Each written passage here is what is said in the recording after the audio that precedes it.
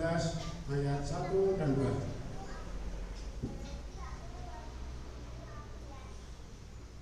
Saya akan mengawali pada judul parikopnya, pesan yang benar. Karena itu saudara-saudara, demi kemurahan Allah, aku menasihatkan kamu supaya kamu mempersembahkan tubuhmu sebagai persembahan yang hidup, yang kudus, dan yang berkenan kepada Allah. Itu adalah ibadahmu yang sejati. Janganlah kamu menjadi serupa dengan dunia ini, tetapi berubahlah oleh pembaharuan budimu, sehingga kamu dapat membedakan mana kehendak Allah, apa yang baik, yang berkenan kepada Allah, dan yang sempurna. Amin. Kita akan berdoa. Bapa di surga, Allah yang hidup, Allah yang kami sembah, kami puji, kami muliakan dalam Yesus Kristus. Kami mohon pengampunan akan dosa salah kami. Engkau sucikan kehidupan kami dari segala yang jahat. Kami bersyukur Bapa karena Engkau masih memberi kesempatan kepada kami pada pagi hari ini untuk merenungkan firman. Roh Kudus menolong kami untuk mengerti, memahami serta menghayati sehingga nama-Mu dimuliakan. Terpujilah Engkau Bapa, di dalam Yesus Kristus kami berdoa dan bersyukur. Haleluya. Amin. Silahkan duduk kembali.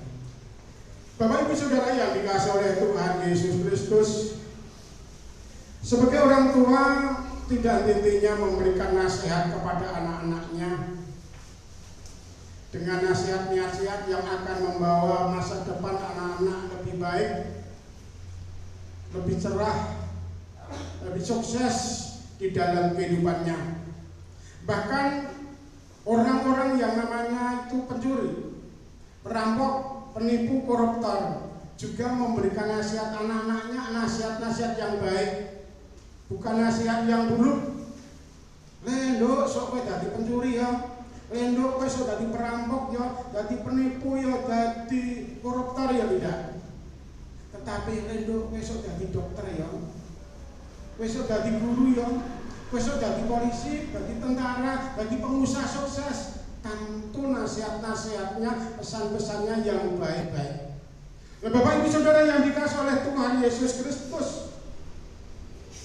tentang suatu nasihat adalah sesuatu hal bagaimana seseorang akan berpikir, bagaimana seseorang akan menindaklanjuti nasihat itu, bagaimana untuk saya boleh mencapai yang dinasihatkan itu, untuk boleh mencapai apa yang diharapkan, yang dirindukan itu. Bapak Ibu Saudara yang dikasihi Tuhan, tentu ada tindak lanjut. Di dalam firman Allah yang telah kita baca, Bapak Rasul Paulus memberikan nasihatnya kepada jemaat di Roma. Memberikan nasihatnya kepada jemaat di Roma, kepada orang-orang yang telah mengaku percaya Tuhan. Dia memberikan nasihatnya. Apa yang dinasihatkan oleh Bapak Rasul Paulus terhadap jemaat di Roma? Di dalam firman-Nya dikatakan, saudara-saudara, demi kemurahan Allah, aku menasihatkanmu supaya kamu mempersembahkan tubuhmu sebagai persembahan yang hidup, yang kudus, dan yang berkenan kepada Allah. Itu adalah ibadahmu yang sejati. Nasihat Bapak Rasul Paulus, saudara yang dikasihi Tuhan, yang pertama di sini mengungkapkan persembahkan tubuhmu sebagai persembahan yang hidup. Persembahan yang hidup kepada Allah itu adalah persembahan yang bagaimana? Tentu dasar yang pertama adalah iman, saudara. Iman kepada Allah, iman kepada Tuhan Yesus Kristus, kepercayaan yang kepada Dia mendasari.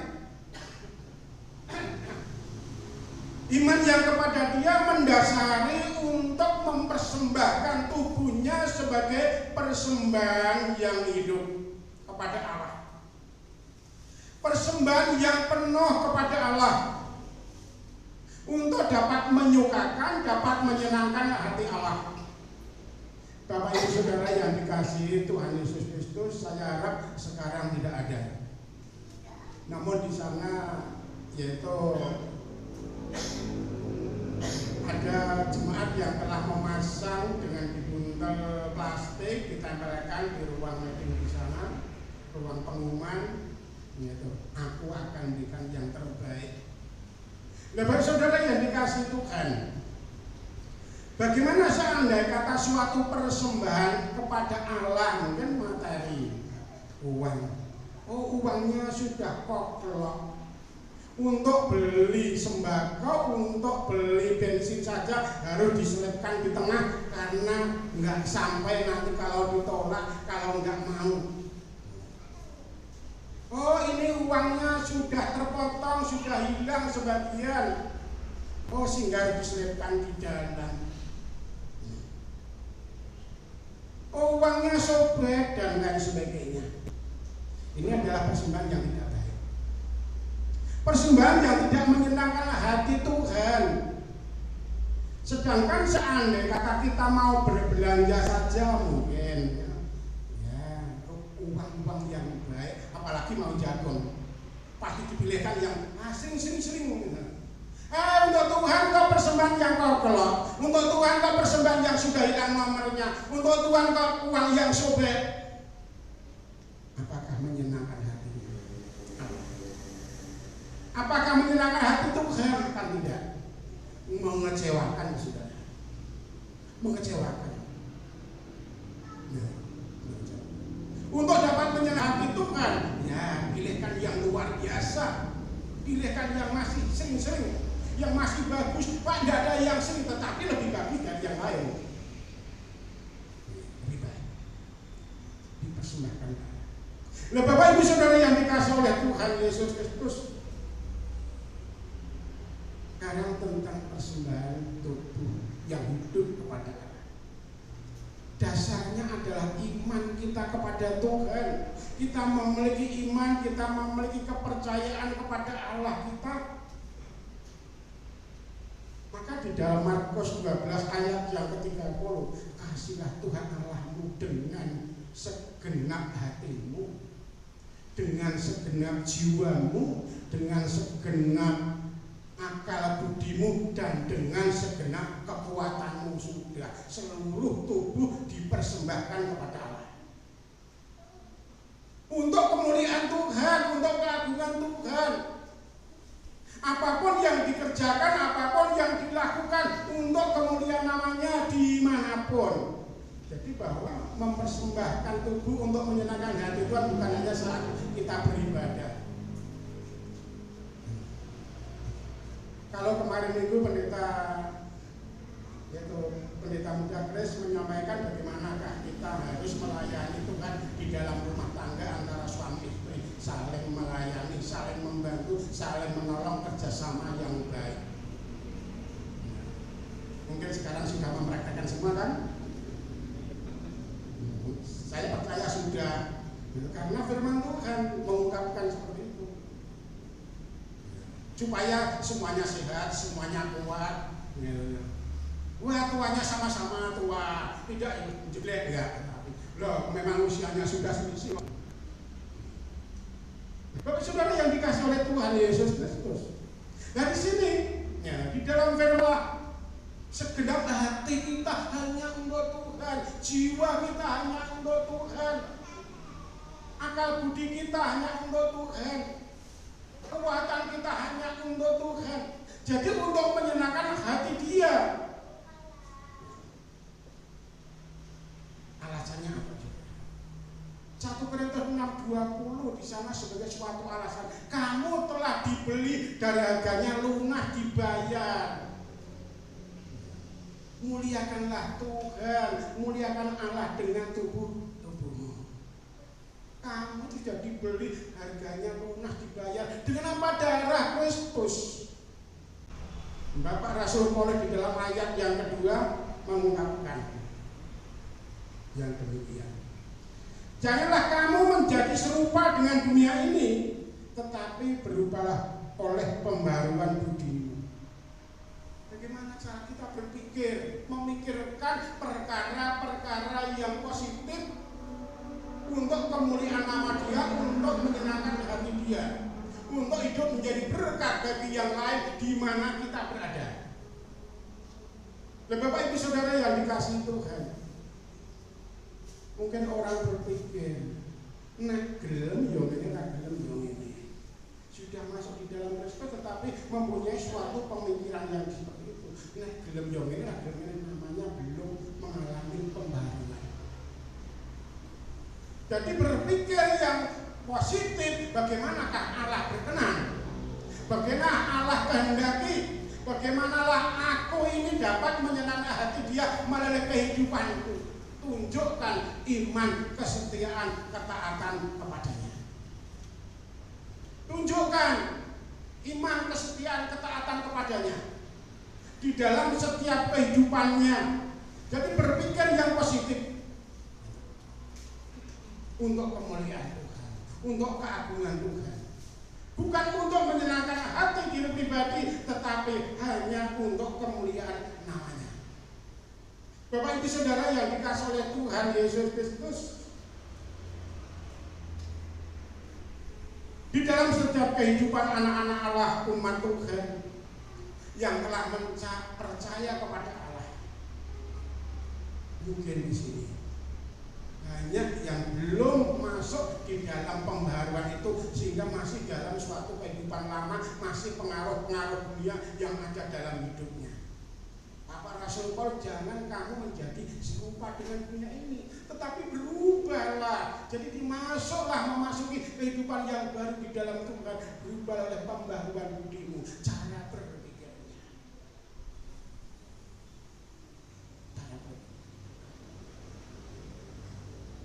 Jadi hanya Dia yang menjadi utama dalam kehidupan kita. Kenapa? Karena tadi kita sudah menjadi milik Kristus, kita sudah dibeli, harganya sudah lunas dibayar. Tubuh ini bukan milik kita lagi, tetapi milik Allah. Jadi kalau Allah menghendaki bahwa kita harus hanya menyenangkan hati Dia, mengutamakan Dia, tidak salah. Tetapi itu memang harus dilakukan anak-anak Tuhan, umat Tuhan. Dan Bapak Ibu Saudara yang dikasihi oleh Tuhan Yesus Kristus, baik itu semuanya di dalam berpikir untuk melakukan sesuatu, dalam bertindak, maupun dalam bertutur kata dan lain sebagainya, semua adalah kontrol dalam kehidupan kebenaran firman Allah, masuk di dalam yaitu kancah pembaruan di dalam Tuhan Yesus Kristus. Jadi identitas kita sebagai anak Tuhan akan menjadi nyata. Kemudian yang ketiga, saudara yang dikasihi oleh Tuhan Yesus Kristus, yaitu persembahkan tubuhmu dengan yang sejati, persembahan yang sejati, sebagai persembahan yang sejati. Persembahkan tubuhmu sebagai persembahan yang sejati. Nah, Bapak Ibu Saudara yang dikasihi Tuhan, kalau diungkapkan persembahan yang sejati adalah suatu ketulusan, saudara. Ketulusan hati kita, ketulusan hidup kita untuk mempersembahkan, melakukan segala sesuatu dikerjakan dengan tulus hati, dikerjakan dengan yaitu sukarela, bukan dengan karena seolah-olah wah dipaksa saya, wah terpaksa, terpaksa sehingga tidak ada unsur relaan, tidak ada unsur ketulusan. Itu tidak akan memberkati bagi kehidupan diri pribadi maupun orang lain, tidak akan merasa berkat secara hatinya. Mungkin yang dilakukan sama, tetapi berkatnya akan berbeda kalau semua melakukan dengan ketulusan hatinya. Semuanya akan rasa sukacita, rasa damai sejahtera akan senantiasa dirasakan oleh setiap yang melakukan itu. Bapak Ibu Saudara yang dikasihi oleh Tuhan Yesus Kristus, jadi semuanya dilakukan dengan tulus hati, baik di dalam pelayanan, pekerjaan, bergereja. Wah, kok saya terus musik, gak ada yang lainnya kok. Ini namanya terpaksa.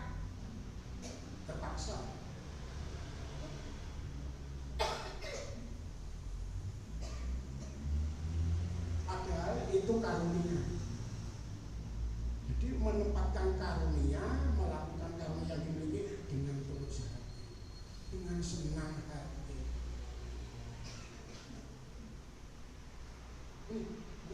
Jadi dilakukan dengan semangat, dilakukan dengan tulus, dengan rela, maka akan menjadi berkat bagi kehidupan ini sendiri maupun bagi kita. Harus mempersembahkan tubuh kita sebagai persembahan yang hidup, sebagai persembahan yang kudus, sebagai persembahan yang sejati kepada Allah. Karena Allah telah menanggung beban dosa Bapak, Ibu, Saudara, dan saya. Telah menyucikan tubuh kita, menyucikan hidup kita dari segala beban dosa, kesalahan. Di dalam firman-Nya pada 1 Petrus 1 ayat 18-19. Sebab kamu telah ditebus dari cara hidupmu yang lama, yang sia-sia, yang kamu warisi dari nenek moyangmu. Itu bukan dengan barang pangan, melainkan bukan dengan emas ataupun perak, melainkan dengan darah yang mahal, darah Kristus yang sama dengan darah anak domba yang tak bercacat. Kristus telah mati untuk menebus dosa Bapak, Ibu, Saudara, dan saya, supaya kita diperkenan di hadapannya. Maka apa yang kita lakukan, yang harus kita kerjakan? Kalau Tuhan telah menyerahkan tubuhnya untuk menanggung beban dosa salah kita, kita nimbangi. Kita serahkan tubuh kita yang sudah dikuduskan, telah disucikan oleh darah Kristus, supaya kita boleh hidup menjadi berkat bagi yang lain melalui setiap kehidupan kita, dimanapun kita berada. Baik di dalam rumah tangga, dalam masyarakat, dalam bergereja, dalam tempat kita berkarya, dimanapun. Mari kita senangkan hati Allah melalui setiap tindakan kita, melalui pemikiran kita, melalui ucapan-ucapan kita. Biarlah nama Tuhan saja yang dipuji dimuliakan. Dan saat kita melaksanakan karunia ini, jangan kita mencuri kemuliaan Allah, mencari pujian semata-mata, sehingga kita tidak berkenan di hadapannya. Tetapi yang kita lakukan dengan tulus hati kita, dengan penuh kerelaan, maka nama Allah diagungkan. Bapak, Saudara yang dikasihi Tuhan, pagi hari ini kita akan mengadakan perjamuan Tuhan. Untuk di gereja kita, gereja baptis, sebenarnya ada tiga cara. Yang pertama adalah cara terbuka. Cara terbuka itu untuk semua yang sudah dibaptiskan dari denominasi manapun. Kemudian yang kedua, cara tengahan itu yaitu untuk orang-orang baptis saja. Saja kita gereja baptis ini dari orang-orang baptis saja. Walaupun tamu dari manapun yang masuk sini boleh mengikuti perjamuan Tuhan. Kalau cara tertutup khusus untuk anggota gereja baptis ketahuan yang sudah dibaptiskan. Ini akan cara terbuka bagi Bapak, Ibu, Saudara yang sudah dibaptiskan, semuanya boleh mengikuti perjamuan Tuhan ini dalam arti makan roti dan minum anggur yang melambangkan tubuh dan darah Kristus. Namun yang Bapak, Ibu, Saudara ketahui bahwa roti tidak mempunyai nilai sakral yang menyelamatkan kita. Itu hanya melambangkan tubuh Kristus yang disalibkan itu.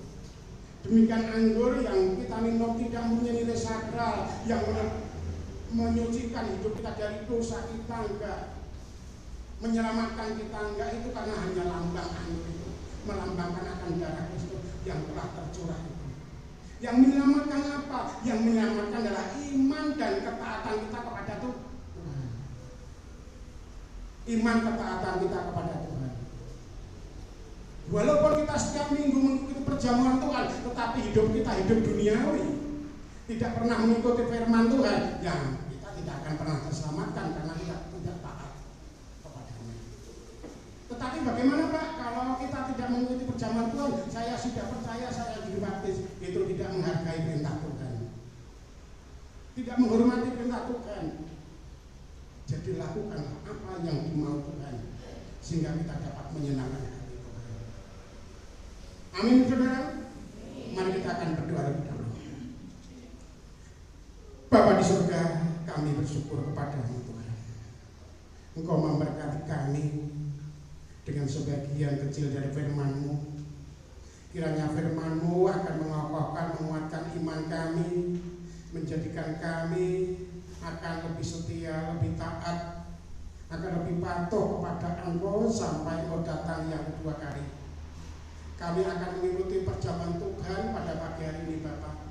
Roh Kudus akan menolong kami, Roh Kudus akan menyucikan kami, Roh Kudus akan memberkati kami. Engkau menjadikan kami mengikuti dengan penuh hikmat, dengan penuh ketulusan hati kami, dengan penuh penyerahan jiwa rohani kami. Hanya kepadamu Bapa kami berharap, hanya kepadamu Tuhan Yesus kami berserah, hanya kepadamu Tuhan Yesus kami bersandar. Engkaulah Tuhan, Juru Selamat, penolong kami yang ajaib. Di dalam nama Tuhan dan Juru Selamat kami yang hidup, Yesus Kristus, kami berdoa dan bersyukur. Haleluya. Amin. Mereka sedang makan, Yesus mengambil roti, mengucap berkat, memecahkannya, lalu memberikannya kepada murid-muridnya dan berkata, ambillah, makanlah, inilah tubuhku.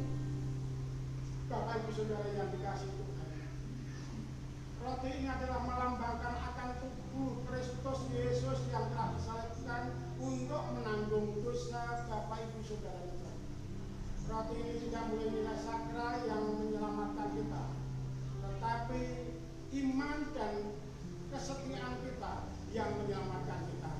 Namun kita harus menghargai untuk makan roti dengan hikmah, sehingga nama Allah dimuliakan, diagungkan oleh apa yang kita perbuat. Mari kita akan berdoa.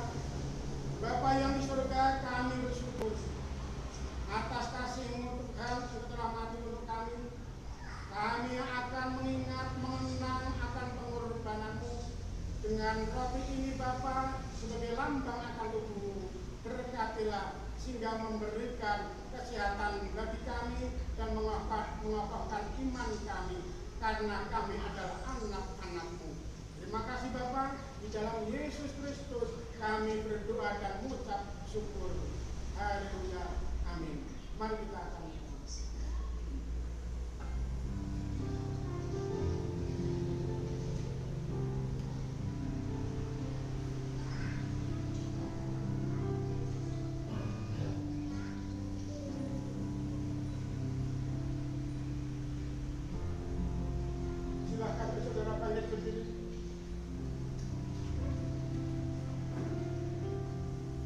sesudah ia mengambil cawan, mengucap syukur, lalu memberikannya kepada mereka dan berkata, minumlah kamu semua dari cawan ini, sebab inilah darahku, darah perjanjian yang ditumpahkan bagi banyak orang untuk pengampunan dosa. Kita akan bersyukur. Bapa, roti memberikan kekuatan kesehatan tubuh kami. Demikian juga anggur Bapa akan menambah kesehatan yang lebih. Menyatunya darah dan daging dalam tubuh kami Tuhan, memberikan kami hidup. Kami akan menikmati anggur ini Bapa. Dia memberikan kekuatan kesehatan iman kami, dan kami akan menjadi umat-Mu yang percaya dan taat sampai Kau datang kedua kali, karena Engkau telah menolong kami. Dalam Yesus Kristus kami berdoa dan bersyukur. Haleluya. Amin. Mari kita berdoa.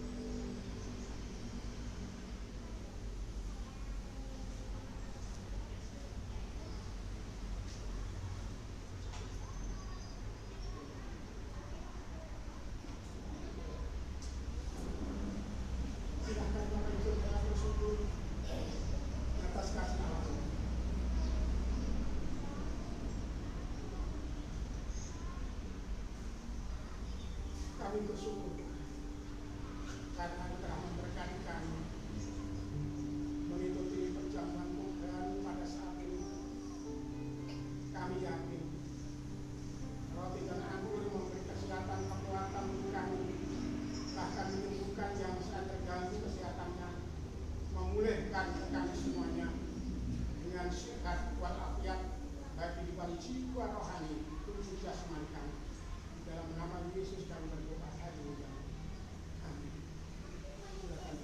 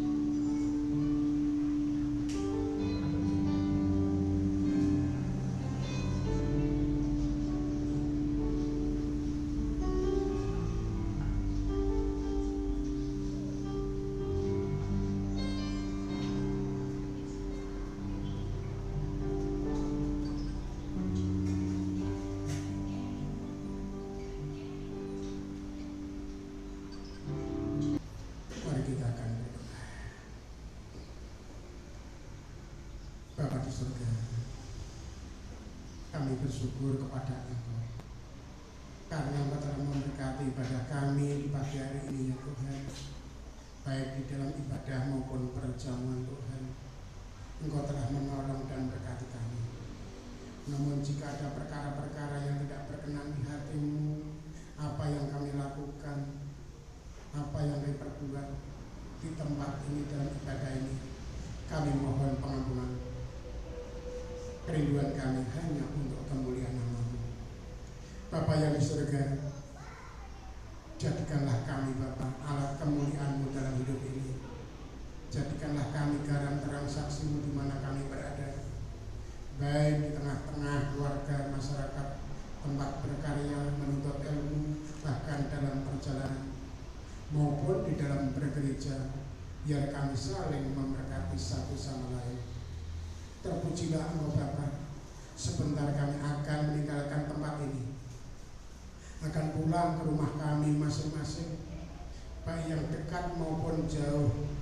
Tuhan, Engkau menuntun kami, Engkau menyertai kami, Engkau memberkati kami sampai ke tujuan. Namun sebelum Bapa, anak-anak-Mu kami semua meninggalkan tempat ini, kami berdoa kiranya Tuhan memberkati seluruh sidang jemaat ini, dari yang terkecil sampai yang tertua. Tuhan memberkati mereka, Tuhan memberkati rumah tangga mereka, Tuhan memberkati kesehatan mereka yang saat ini terganggu kesehatannya. Tuhan, Engkau telah menjamah, Engkau telah menyembuhkan, Engkau telah memulihkan. Tuhan memberkati pertanian mereka, peternakan mereka. Tuhan berkati usaha wirausaha mereka, pendidikan masa depan anak cucu. Tuhan memberkati semuanya. Engkau memberkati apa yang menjadi pergumulan bagi setiap umat-Mu Tuhan, baik di dalam pergumulan doa maupun aktivitasnya. Terpujilah Engkau Bapa Surgawi. Berkatilah kehidupan mereka semua dalam minggu yang akan mereka lewati minggu ini Bapa. Apa yang dikerjakan, apa yang dilakukan, semua berhasil karena Engkau menolong mereka. Engkau menuntun mereka setiap langkah perjalanannya sehingga sampai tujuan dengan damai sejahtera-Mu.